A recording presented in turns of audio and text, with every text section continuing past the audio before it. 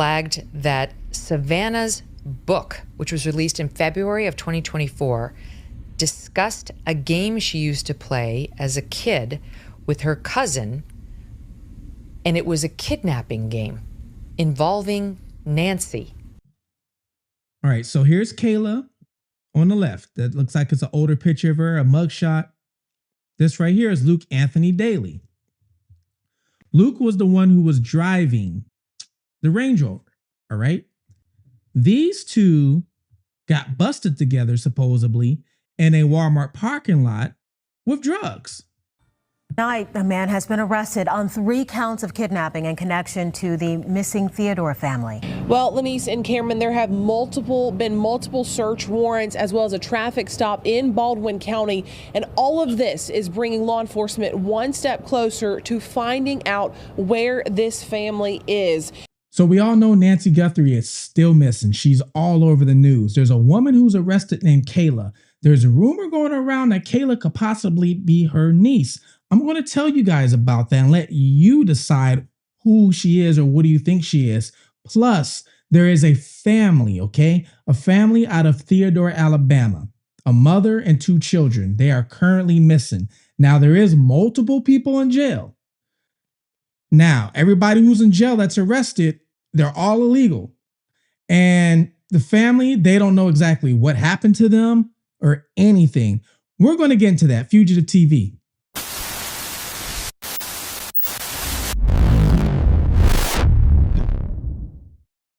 Welcome to Fugitive TV. I am your host, Ray Marcel, where we take a look at cases, unsolved mysteries, unsolved crimes, missing people, and we take a look at it from a different perspective because I was once a fugitive on the run from the law myself. I did it for 15 years. I turned myself in a while ago, and now I'm living life pretty good. I own a couple companies. I'm talking to you guys on YouTube with this channel, which we're at almost 20,000 subscribers. I have grown to 20,000 subscribers in pretty much the last 8 months. So please like, subscribe, and share. And if you're returning, you know what to do, all right? Well, we're going to talk about 2 stories today, okay?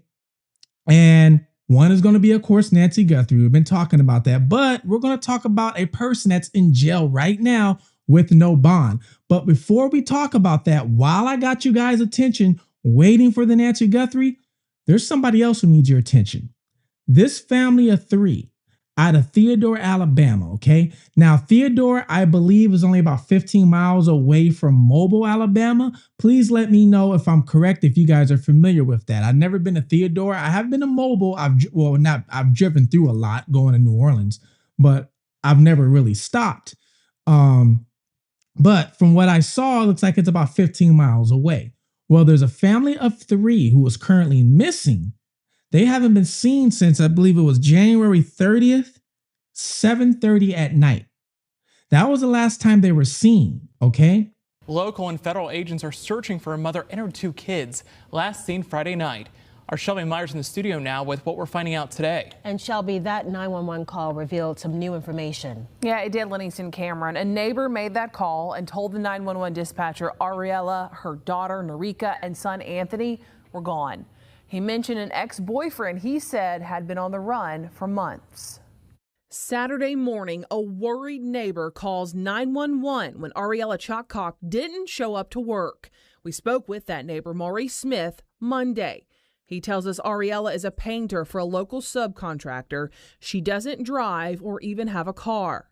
Smith got worried when she didn't answer the door for her ride to work Saturday. That's when he called 911. This is part of that call. He tells the dispatcher, quote, "I went in their house because it's okay. We're neighbors like that. But I went in because nobody was answering." Maurice tells the dispatcher he last saw Ariella, her 17-year-old daughter Narika, and 2-year-old son Anthony Friday night around 7:30, and that she didn't say anything about leaving. He went on to tell the dispatcher, quote, "She has a crazy ex-boyfriend and now nobody answers their phone. Their phones are cut off. Nobody can get a hold of her. She was supposed to be at work. Nobody has heard from her, her daughter, or her son." Maurice also says Ariella's ex-boyfriend has been on the run for at least 8 months.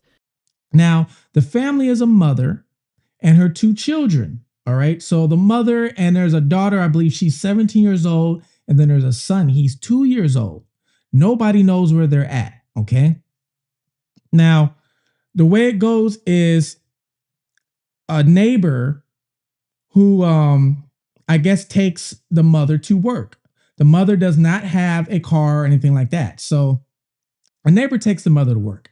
Now, a neighbor ended up knocking on the door. Nobody answered. So then I guess the neighbor walked in. So then they called the police. Now, police got there, and what they noticed was there is blood in the house. Okay. They didn't say it was a lot, but it looked like a struggle went on. And then the odd thing is there's a mattress missing in the house. The mattress is gone. Okay. I'm going to tell you guys about the mattress, what I think and what I think all this is about. Well, first, what happens is the neighbor said that she had a crazy ex-boyfriend that was calling her and I guess harassing her phone from Texas. So they went and questioned him. All right. So they went and questioned a boyfriend. Now, I don't know if he's not a suspect no more. He got cleared. That part, I don't know. They're not telling us a lot about that. But then later on, what happened is they ended up arresting the mother's boss. You got it. The boss, the person she worked for. The person she worked for, his name was, and I don't know if I'm pronouncing his first name right, but Silverio Garcia. All right. 60 years old. Now, this is where it even gets weirder. He was not only the boss, he also supposedly, now the media is not telling you this. I actually talked with a person who's close with the situation. They told me that he owned the property that she was living in. All right. He owned a painting company, and I guess there were painters. Not only did he own the painting company, not only did he own the property, he was also dating one of her daughters. He was dating a daughter who was 21 years old. Now, I'm not going to reveal her name. She's not missing. She's safe as far as I know.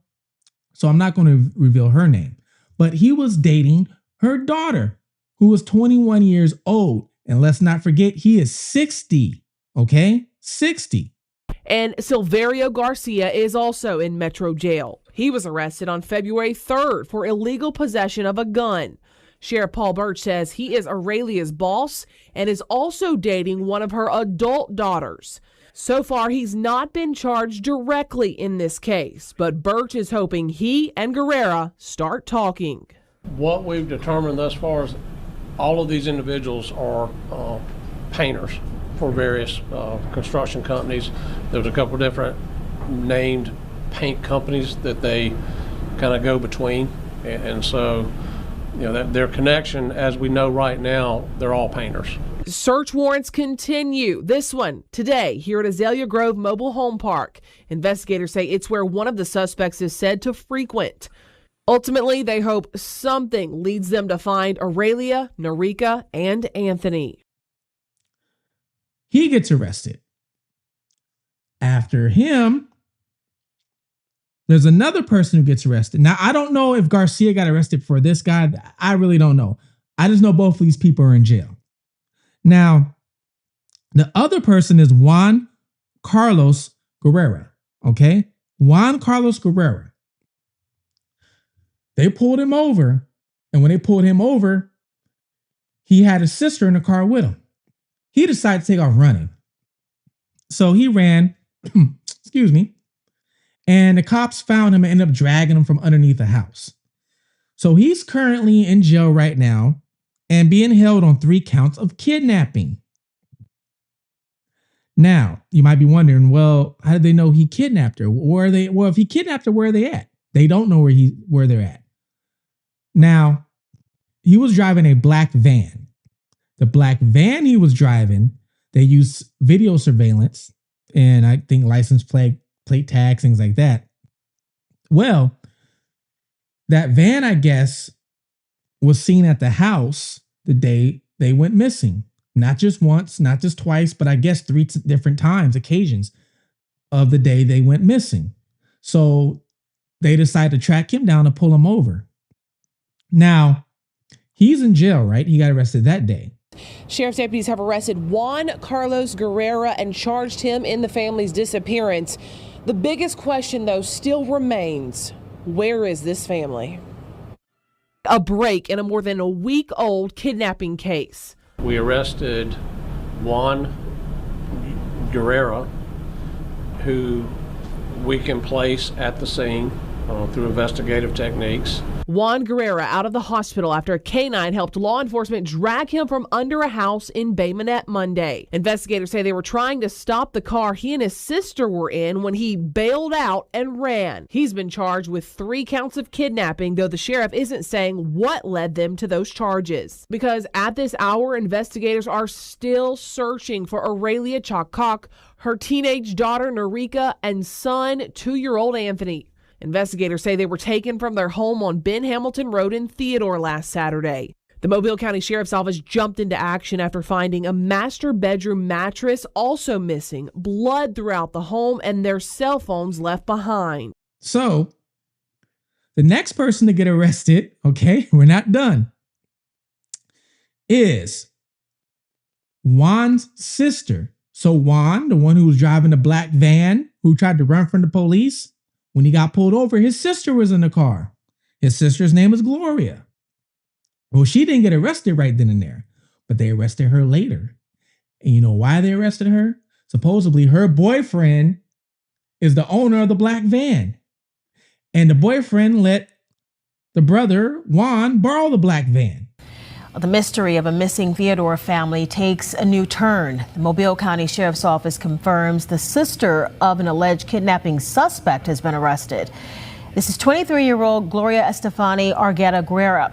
She was booked into the Baldwin County Jail Monday on an attempting to elude law enforcement officer charge.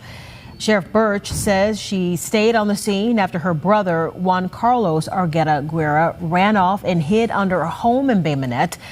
Mobile County deputies say Gloria was dating a guy who loaned the van to Juan Carlos that he allegedly used in the abduction of the Chalk family. Gloria is being held on a $10,000 bond. So are you following along? Hope you are. All right. So you got a mom, 2 kids missing. Then you got her boss / landlord / the boyfriend of her 21-year-old daughter, and he's 60, gets arrested. You got a man who nobody knows about driving a black van who gets arrested for kidnapping. Then you got that man's sister who got arrested because her boyfriend owns the black van. Now, I don't know what happened with the boyfriend that owns the black van. They haven't said anything about that, and I can't find this guy, so I don't know. Well, all these people that I'm talking about supposedly are in the country illegally. They're not even supposed to be here. And then the family who's missing, supposedly they got letters that they were going to get deported back to where they came from. Now, I don't know when, how soon, that part I don't know. But they're supposed to be getting deported. I'm going to show you what I found on the landlord's background real quick. All right, so I uploaded a YouTube video this morning, this same video, and YouTube took it down because I think I was giving you guys a little bit too much information. So I'm not going to physically show you guys, but I'm going to tell you, okay? Well, when I did a background search on this Garcia person, okay, Silverio Garcia, it was very interesting. First of all, I did a background search on his name and also the property that he supposedly owns, that the family lives on. Well, when you look at the property and that who owns it, it comes back as a Garcia, but it's not for Silverio Garcia. It's for Eric Silverio Garcia. But the interesting thing is Eric Silverio Garcia is showing 29 years old. It's not showing that he's 60. And it's also showing different aliases. It's showing Eric Silverio Garcia, it's showing Silverio Garcia, it's showing Sylvie Garcia. It's showing these different aliases, okay? And not only does this Eric Silverio Garcia own that property, he owns 3 other properties in Alabama, okay? 2 of them are in Wilmore, and there's another one in Loxley, Alabama. Now, I don't know if these are the same county as Mobile County. If they are the same county, the sheriff should be able to just to go search those properties, because if I was in charge, I would be searching these properties. And I'm hoping that I'm not the only one who noticed this. I'm hoping law enforcement noticed this as well too, because who's to say that this family could be at one of the other properties, or one of these other properties might have evidence of where they could be located at, or what could have happened. Now, I don't know if he's using a fake name, because everybody who's been arrested has been here illegally. Now his status is up in the air. They really haven't said if he's here illegally or not. A friend of the family did tell me though that he does have a sexual assault charge on him.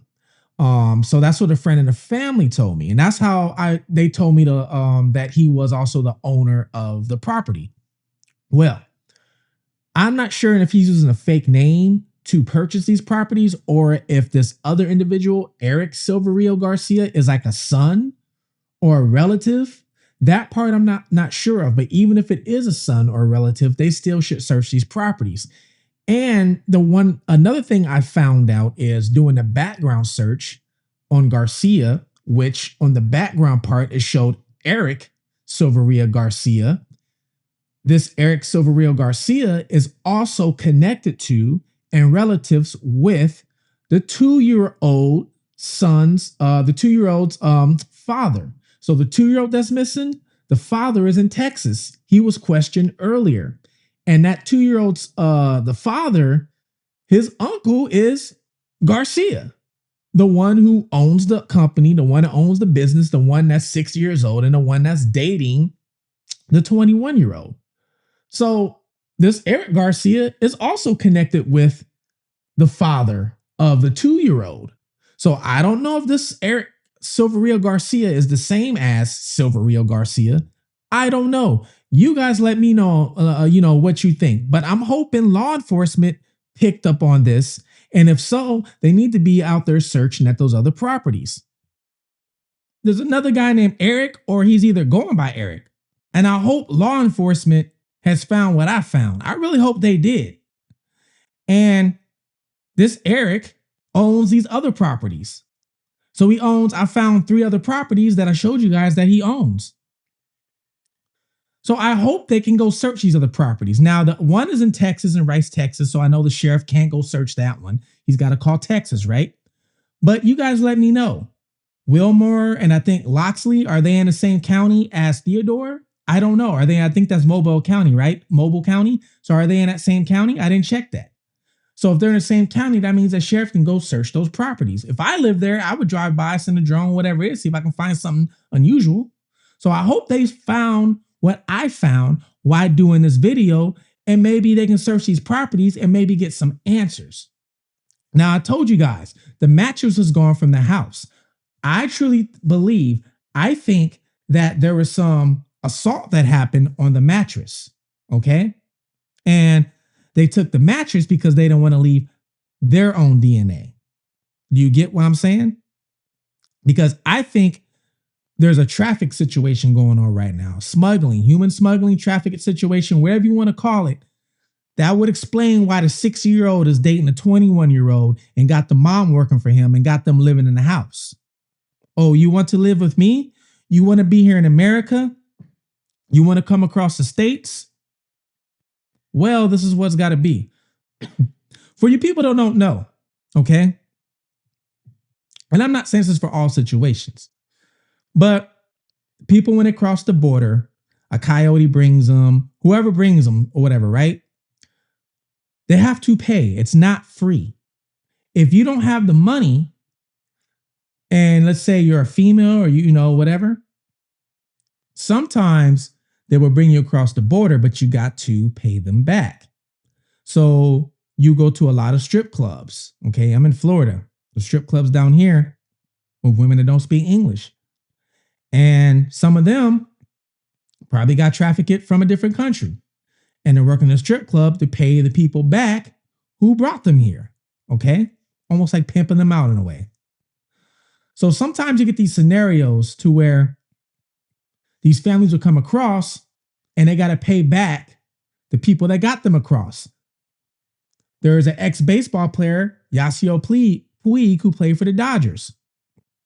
Look his case up, okay? It was very, very interesting, okay? Some smugglers smuggling him from Cuba to Mexico, all kind of stuff. Well, anyways, the smugglers wanted their money back when he started playing for the Dodgers, all right? So that would kind of maybe explain why the 6-year-old has the mom working and also dating the daughter of the mom who was 21. You owe me, I got you here. Now, I'm not saying that's what happened. Don't get me wrong. I'm speculating, okay? And maybe that's why the mattress is not there. Now, the sheriff is asking for any information. Nobody wants to give the sheriff information. For one, a lot of the people speak Spanish. And from what I heard, some of the people are scared they're going to get deported. So they don't want to say anything to the sheriff. And not only that, they're scared for their lives. I really don't blame them, right? So they don't want to say nothing. So the sheriff is coming out saying, hey, if you give me some information, I can possibly get you some protection from not being deported. Only issue is a sheriff can't make that decision. It's got to be federal. So only FBI or a federal agent can say, hey, I'll give you protection if you give me some information that will lead to an arrest or lead to information where the missing family is. And we'll protect you from getting deported. But the problem is there's no promise. Nobody's promised these people. So if anybody out there has the information, they're not going to come because they're going to be like, hey, I know this, but they might get deported in their family or whatever. So they're looking out for themselves right now. Another reason why they're not telling the sheriff is because of this. It shows an ICE raid complete with skeletons wearing sombreros and ponchos climbing over a fence. The sheriff's wife says she put it up and he has nothing to do with it. Yeah, that's right, Lenise and Cameron. And this all came to light when someone posted a picture of the Halloween display on social media. The story blew up after that, and within a couple of hours, Sheriff Birch's wife, Michelle, took responsibility for it. Tonight, she's standing behind it, despite some pushback. In the front yard of the elected leader's home is a depiction of an ICE raid. 3 skeletons wearing ICE shirts supposedly chasing other skeletons wearing sombreros and ponchos, climbing over a fence. It's unclear when this display was put up, but just last week, Sheriff Birch defended one of his deputies after they punched a suspected illegal immigrant while they were face down on the ground. Birch says Henry Castillo ran from deputies and tried to fight them and would not put one hand behind his back. Birch says the deputy didn't do anything wrong. If you comply, this isn't going to happen. And the other individuals, yes, they ran, but they complied once the deputies caught them, and there was no further engagement. But if you fight my deputies, we're gonna win, because it's my job to make sure they go home. Now, yeah, the wife did it, but still, the sheriff is a public official, meaning he has to lead by example. Now, yes, it's a joke. It's Halloween. It's decoration. To some people, it could be funny. I don't take offense to it. It possibly could be funny, but then I can see why some people would take offense to it, okay? It'd be like me looking at somebody's yard and have a black doll with a noose hanging around a tree for Halloween, and they're laughing at it. Yes, some people would take offense to it, so I can see why. But also as a public official, maybe you shouldn't be crossing that borderline. So people are looking at him now like, hey, that looks a little racist. Looks a little racist. Why should I give you some information if I'm going to be the one getting chased by ICE next, like in your front yard? So I get it, okay? Sheriff has also been through some other controversies as well not too long ago. We're not going to get into all that. That's another page for another day. But the important thing is trying to find this family, all right? So if you guys have any information or anything that you want to say, but you're scared to say it, go ahead, reach out to me. All my information is down below. My email, TikTok is the same, Fugitive TV. Just do whatever. Reach out to me. I can be your middleman.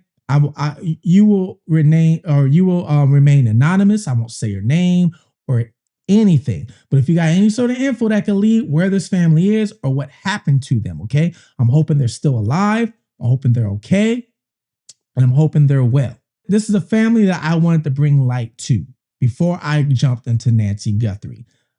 This family deserves just as much light. I don't care what you think about ICE. I don't care if you feel whatever. That is no reason for this family to be going through what they're going through, to be missing. There's no reason to look like a struggle in the house and the mattress is gone. There's no reason for any of that, okay? No reason for that, especially for the 2-year-old kid or the 2-year-old son who didn't even ask to be here in the first place. There's no reason for him to be going through what he's going through. So I'm hoping they're still alive and I'm hoping they're okay. And if anybody has information, like I said, let me know, all right? This is Fugitive TV.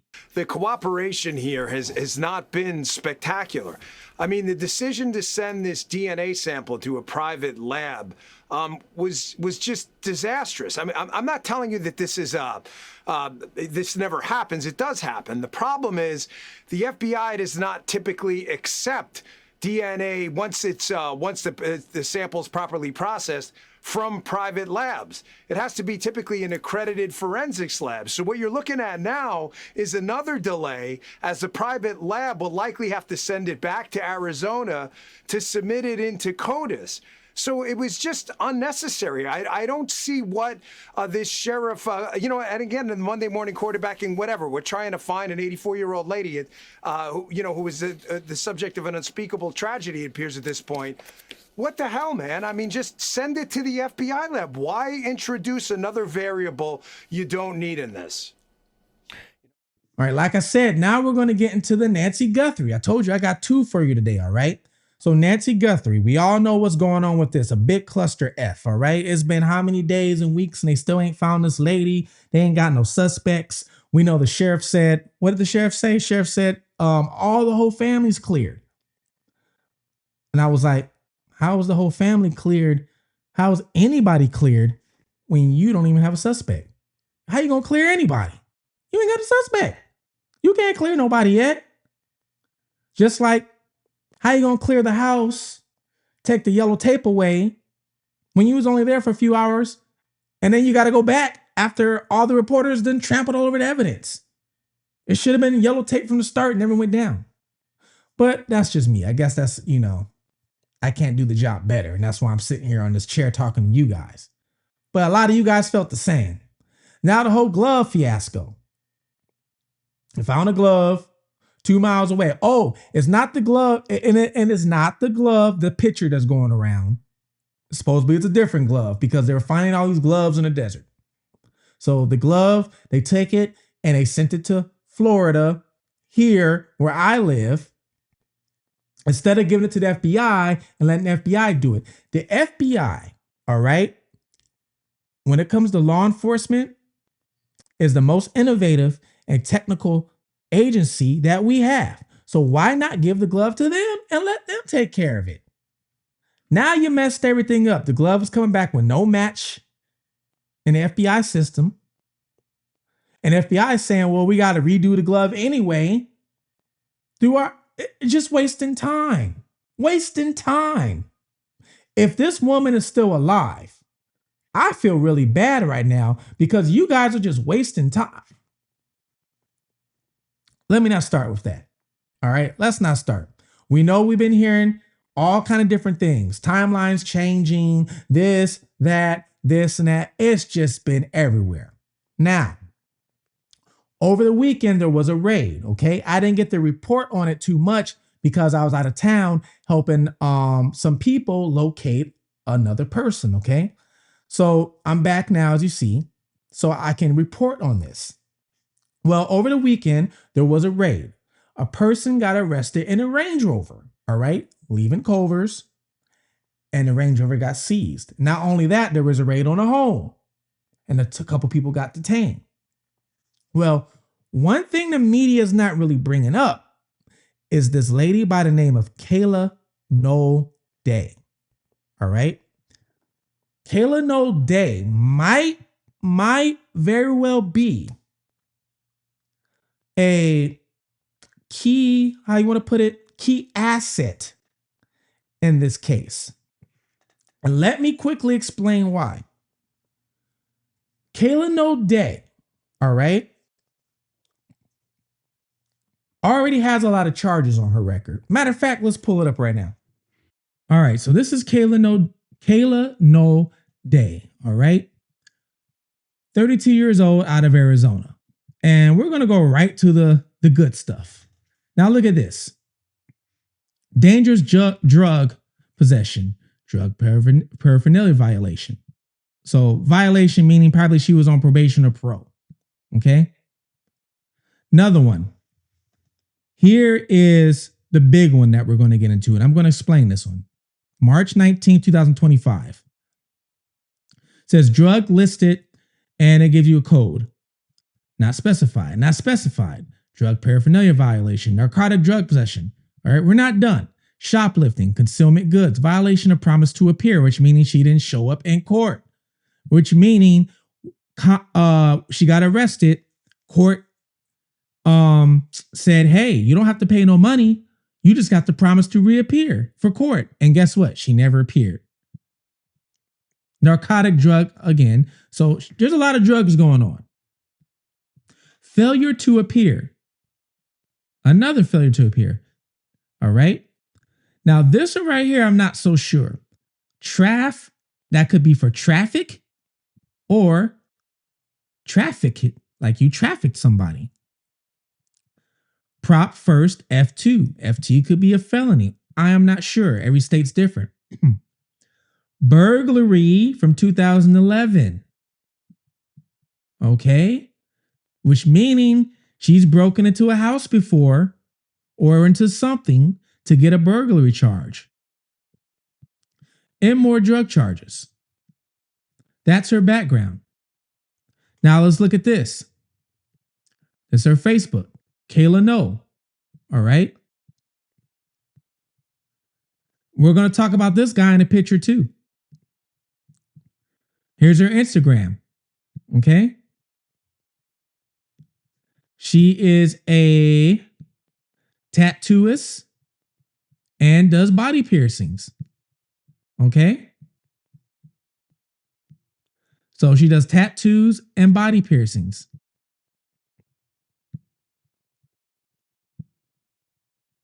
Here is her TikTok.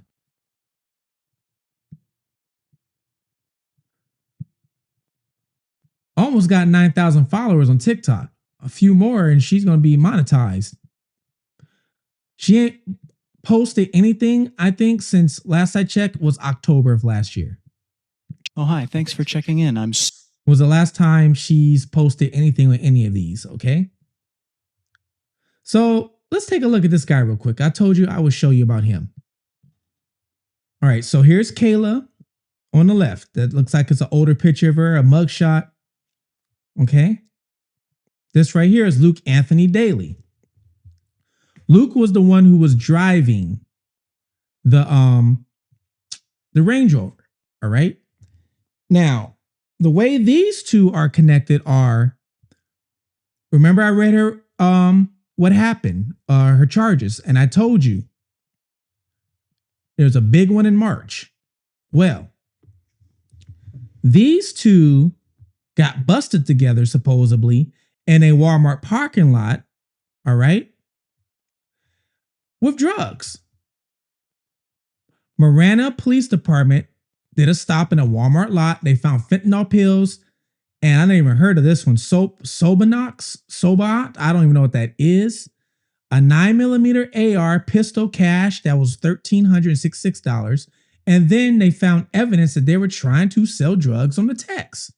Okay. So these two already have a connection from last year. Now, let me show you this. Kayla, okay, she was arrested on February 12th, 2026. Now, she was arrested a day before the SWAT team raided that house and a day before the Range Rover was pulled over with Luke inside the Range Rover. Do you know why this could matter? Why I said this could be a key asset? Right now, Kayla Noel is she's still incarcerated with no bond. Right here, it says total bond, 0 people, no bond. Okay. Now, the no bond part could be maybe she's on probation or parole. I mean, we saw her charges. So maybe she's on probation or parole. That's probably why she doesn't have a bond right now. But they could be using this as a tactic. Okay. And I'm going to tell you guys, I'm going to explain to you what the tactic could be. But before we go there, look at this. This is Kayla again. Now, I showed you her Facebook. These pictures came from her Facebook. Now you're asking yourself, this is not Luke. Who's this guy? On her Facebook, this guy goes by a different name. He goes by the name of, it's right here, Mick Knox on Facebook. That's not his real name, though. Okay, people, that's not his real name. Now, right here it says Kayla Noel on Facebook. Her name is Kayla Noel Day, in jail since 2000, and I'm sorry, in jail since 12. Has a criminal record. Her boyfriend is William Ken Hubie. All right. Now he did 10 years in federal prison. He did 10 years in federal prison. Now wait till you find out what he did the time for. Of course, I'm going to show you. All right, William Hubie. Ken Hubie, born around 1984-1985, is a man from Tucson, Arizona, known primarily for his 2016 federal conviction related to human smuggling. Okay? In January 15, Hubie was involved in an incident where he attempted to smuggle 2 Mexican men into the U.S. while fleeing Border Patrol agents. So he was trying to smuggle 2 men from Mexico into the U.S., tried to flee Border Patrol agents, lost control of the car, swerved into oncoming traffic, causing a crash, and unalived the 80-year-old woman, and then took out of the car, got out on run. Now, I'm going to show you guys something. When you Google his name, to make sure you know that this is not a joke.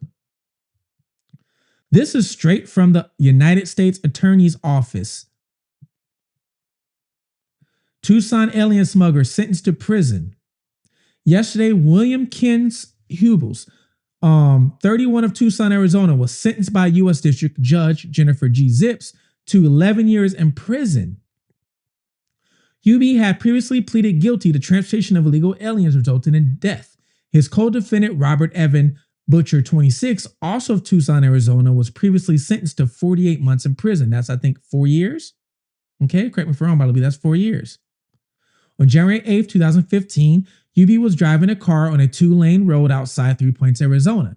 He and a co-defendant, Robert Evan Butcher Jr., were smuggling 2 unauthorized aliens towards Tucson. Hubie panicked, and when he recognized an unmarked Border Patrol unit, fled an extremely high rate of speed. Hubie recklessly swerved into the oncoming rush hour traffic and collided head-on with another motorist. The passenger in the car, an 80-year-old woman, was killed instantly. The victim's daughter, who was the driver, sustained massive injuries. So we know this is not a lie. This is coming from the United States Attorney's Office itself. And once again, that would be with this person. Okay? Now, you're going to ask yourself, if this is her supposedly man, it says on Facebook that they're married. I highly doubt they're married, but it could be. And this is the guy who was in a Range Rover, okay, Luke Daly. And these are his charges in his past: drug paraphernalia 2, drug paraphernalia, endangerment. Okay. So her past is actually worse than his. But why was she, okay? Why was Kayla with Luke, who just got arrested or detained and his Range Rover got seized? Why did they get busted together last year, almost a year ago, when she's supposed to be dating this guy? Well, maybe because this guy was in prison, people. I don't know when he got out, but he could have been in prison for the smuggling. So was she playing to both of them? All right, so you got Kayla, you got Luke, and you got the other guy, Ken, who went to prison for smuggling people. And you got Luke, who she got busted with for selling drugs in a Walmart parking lot. Okay? I don't think it's their first time doing that. I'm willing to bet you it's not. I'm pretty sure they were doing it before, but the Walmart parking lot was the first time they got caught. And I'm pretty sure somebody probably told them and told on them. If you getting pulled over in a parking lot of Walmart and you start getting searched, most likely somebody told on you. Okay? I can understand if it was a regular street, but the parking lot, what are you breaking in the parking lot? Think about it for a cop to pull you over in the parking lot. All right. So most likely somebody told on them, but they got busted. I'm thinking that she already knew Luke before. They were doing this already because old boy Ken was in jail and prison serving his time. So that's how she got involved with these two guys. While Ken's in prison, she's over here with Luke. All right. Hey, I'm just calling it like I see it. Well, Kayla gets arrested the day before the SWAT happens. Now, I'm going to tell you guys something. All right. When you have a drug dealer on a corner and he's nickel and diming, all right, not doing anything big, just nickel and diming here and there. He sells a nickel and dime, whatever you want to call it, to a person. And remember, he's just on a corner. Transaction, guy walks away or the car drives away. If that person's undercover, next thing you know, cops are coming and he gets arrested. Cops don't take him to jail right away. Cops sometimes will take him to the interrogation room. And the reason why they do that is because a lot of times they've been looking at him, surveilling him for a few days now or for a little bit. Okay. They know he's not the big fish. They know he's just out there nickel and diming, but they want to know where he gets those nickel and dimes from. So a lot of times he will already have a record too. And they'll throw that in his face. Hey, you're looking at 20 years for this little dime sack of marijuana you got. Or this little bit of coke you got. You might get 20 years, buddy. Or you could tell us where you're getting the stuff from and we'll cut you a deal or maybe even let you go. So what do you think the person does a lot of times? They either tell them where to get the person from or they send that person back out in the street. All right. And start watching him and they watch him re-up from the person he gets the stuff from. Now that person gets arrested. So Kayla gets arrested first, people, a day before. So what do you think happened? Think about that. And she's got a big record. And she's possibly on parole or probation. And Arizona has a death penalty. So they probably got her in an interrogation room. Remember, she ain't got no bond, so she can't get out. All she got time for is to be interrogated. And they probably telling her, hey, you could be facing a death penalty. If you got something to do with Nancy and she's not alive. So she could be in there spilling the beans, and those beans spilt to that Range Rover, spilt to that house where Luke got pulled over. That's why I said she could be a key asset. Now, I don't know why the media is not mentioning her too much. That part, I don't know why. It's weird, very weird. But some people are speculating and saying that she could possibly be Nancy's niece. Now, I don't know if this is true. I'm going to tell you now, there has been no reliable source to come out and say this is true. There's also been no reliable source to come out and say this is false. As in, there's been no family member to come out and say anything about this woman. All right. But speculation online is that she's related to a lady named Terry. Okay. I don't know what the relation could be, but supposedly related to a lady named Terry. Now, come to find out, Savannah wrote a book, right? This book came out in 2024. In this book, Savannah tells a story about how her older cousin Terry used to play a kidnapping game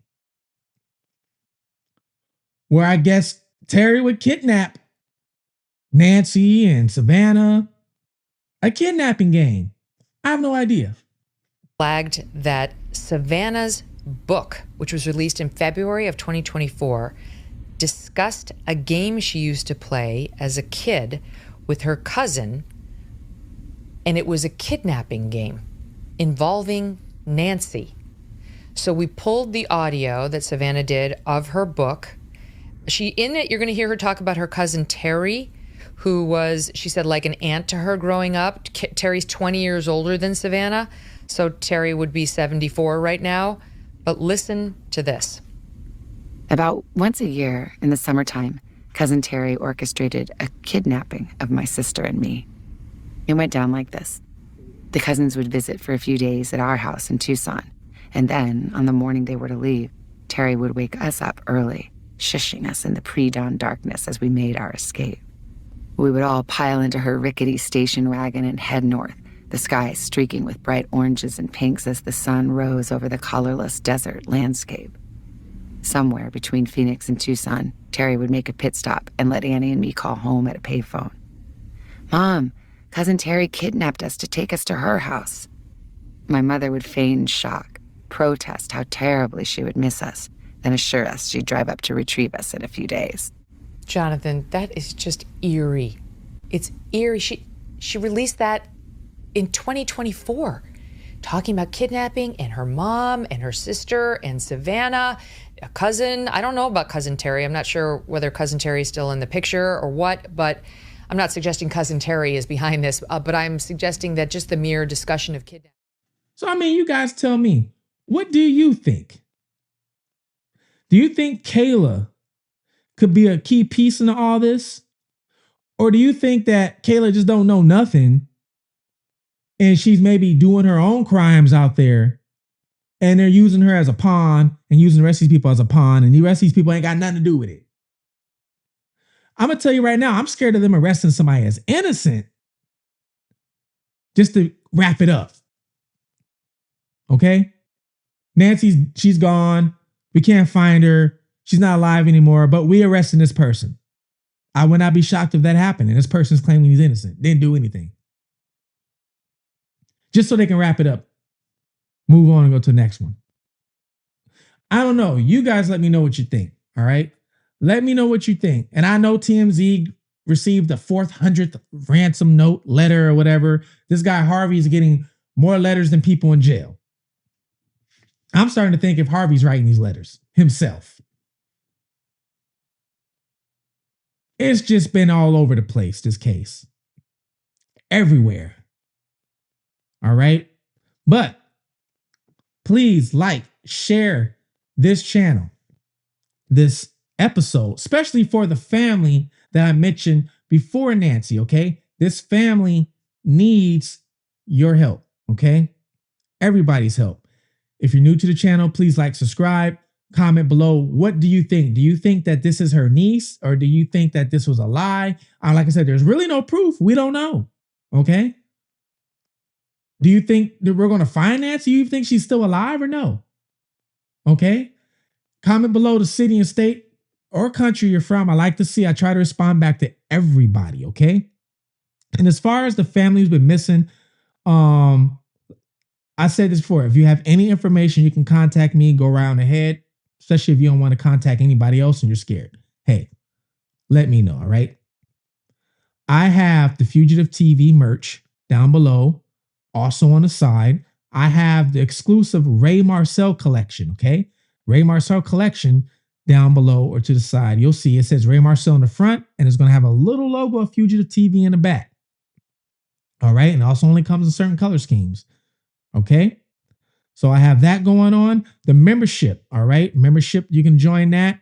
I do update videos. Videos on cases. Let's say we start doing a case and the person got arrested and now they're going through trial, whatever. I'll do those with the membership videos, okay? And I also do some behind the scenes with the membership videos. Well, please like, subscribe, take care of one another. You've helped my channel grow to almost 20,000 subscribers in the last 8 months. I love it, all right? You guys got me going strong. I am, it's only a start from here, okay? Fugitive TV, please take care of one another. I am out.